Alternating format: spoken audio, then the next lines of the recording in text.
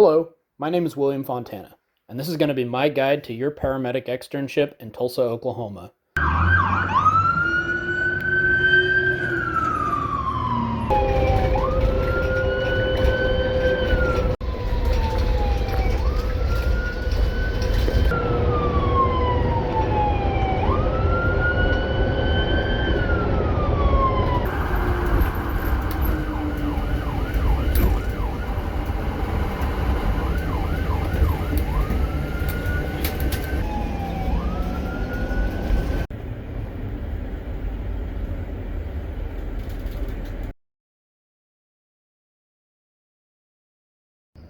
Each day, you'll want to show up to the site at least 15 minutes early.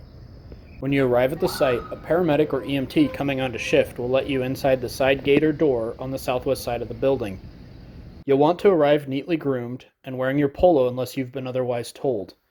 Once on shift, you can expect to run anywhere from 5 to 12 calls on a normal day. EMSA is a system status service, so you won't be returning to a station, but instead will be going from post to post in the ambulance all day. A post is a predetermined place central to an area. A computer program determines which posts calls are most likely to occur near based on historical data, and dispatch sends ambulances to those posts. Many posts are at gas stations called quick trips, which have many options for food and drinks. However, don't count on this as your only plan to eat, as on a busy day you may be dispatched from call to call without ever making it to post. The hospital EMS rooms also have a variety of food and snack options when they're stocked, and if you pack a lunch, there are places on the ambulance where you can store your lunchbox. In Tulsa, you'll run a lot of calls related to drug use, particularly methamphetamine, PCP, and opiates. Tulsa also has a fair bit of violent crime, so be ready for shootings, stabbings, or other calls related to police and criminal activity. Despite this, most of your calls in Tulsa will likely be the kind you're familiar with from your clinical rotations and any previous work experience you may have. Due to a variety of social, economic, and other factors, expect many of your patients to have a history of diabetes and/or hypertension. Mental illness is also a common aspect of a patient's history to consider, which may be exacerbated in some cases by drug use or homelessness. When compared to Fairbanks, summer temps are not too different, but the 60% to 100% humidity makes it feel much hotter and gives everything a sticky, slimy feeling. Additionally, be sure to bring a rain jacket and be ready for extreme weather. Rainstorms are not uncommon and may be accompanied by hail, lightning, and even tornadoes. In the case of a tornado, stay away from windows or other glass and try to hunker down in the middle of a sturdy building. Be aware most buildings in Tulsa do not have tornado shelters, but some, such as airports or the zoo, might. For your housing, I recommend consulting a resource such as the link below. We used Airbnb to book an apartment in the Sequoia area of Tulsa, which was cheap, but featured a moderately high crime rate and such alarming statistics as this neighborhood has an income lower than 92% of U.S. neighborhoods. With 31.9% of the children here below the federal poverty line, this neighborhood has a higher rate of childhood poverty than 82.3% of U.S. neighborhoods. Our apartment in this area was $2,000 for one bedroom and one futon, and flights can cost $500 to over $1,000 each way. I would expect to budget a bare minimum of at least $5,000 plus the cost of your tuition for externship. I made my way to the externship site by flying to California, where my parents met me at the airport with a car. I then drove from California to Tulsa. This allowed me to stop and see the dramatic scenery of Utah and Colorado while saving some money on flying.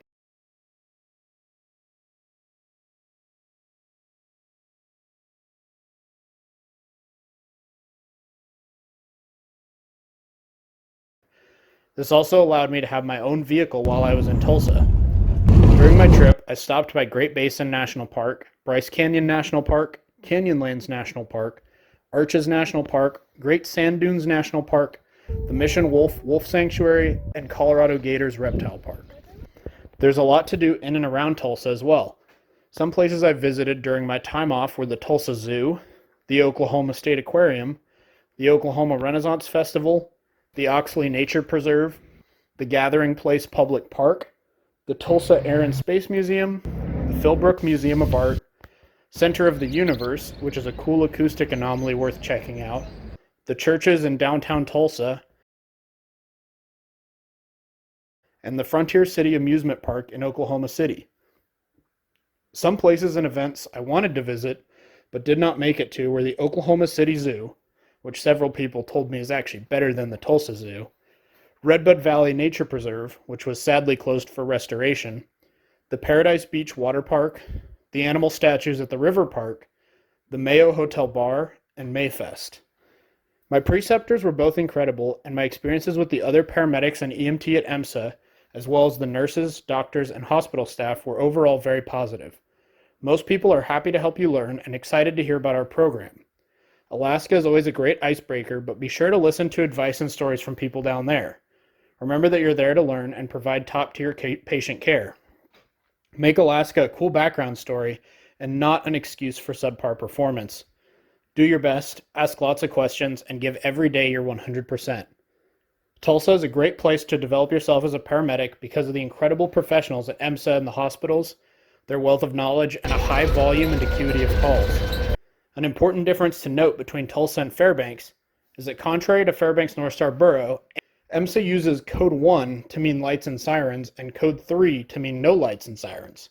So don't make the same embarrassing mistake I made and tell the hospital you're coming to them emergent when you hear code 3. A unique call that stood out to me was a call for a motor vehicle accident. When we arrived, there was one car smoking with the front end smashed in as a police officer used a fire extinguisher to put it out, and another car with extreme intrusion into the passenger side compartment where a second officer was trying to pry open the door with a Halligan bar.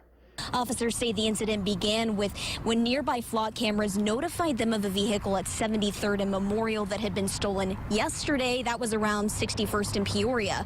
Captain Richard Muhlenberg says when police arrived at 73rd and Memorial this afternoon, 3 juveniles were inside of the stolen SUV. He says the 3 teens got out of the vehicle, started running around the complex as officers chased them on foot.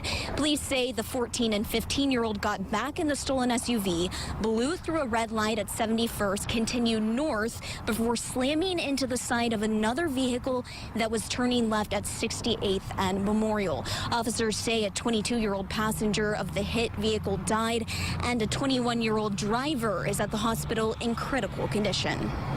This was a very dynamic scene to manage and a great experience as my preceptor stepped back and allowed me to triage the patients, call the trauma alert, and lead the scene. Another very unique call was a call for a self-inflicted gunshot wound in a rural area outside Tulsa with no EMS available. Family on scene reported the patient to be still alive when they got there, so we requested a helicopter launch during the 30-minute lights and sirens response to the scene. When we arrived, we were informed we would not be able to bring our ambulance down the rough double-track road and that the patient was believed to be about 2 miles down. We all piled into the back of an old volunteer fire department squad vehicle with 2 bags and a scoop stretcher and bounced down the unimproved dirt road. While the patient was deceased upon our arrival, this call was memorable for its extremely rural setting and the experience of bumping down a terrible dirt road in the back of an old vehicle with minimal equipment. Overall, Tulsa is an incredible site with lots of rich history, culture, and activities to explore, and a lot of great experience to be gained. So good luck, have fun, and make the most of your time there. Believe me, it'll be over before you know it. Check that out right here. Just take like a picture with the thing in the background.